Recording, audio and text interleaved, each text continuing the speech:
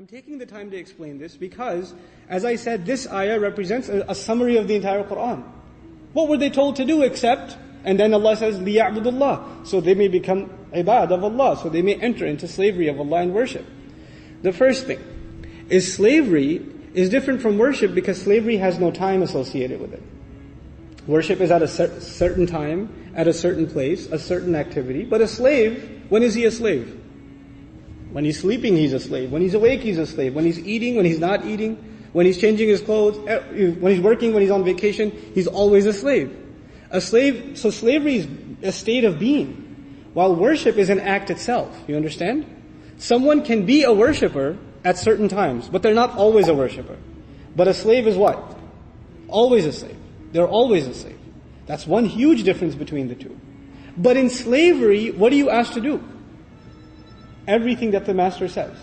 Everything that the master says you have to do. Right?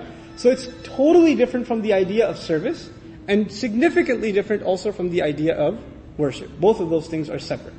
That's the first issue with slavery. What were those 5 conditions that I was referring to before?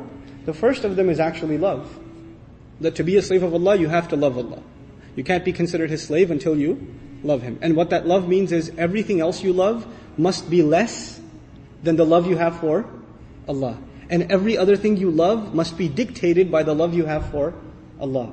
So you cannot love your wife or your children or your family or your whatever unless that love is taba'an. It's underneath, it's in submission to the love you have for Allah. That's the first condition of slavery. The second is obedience.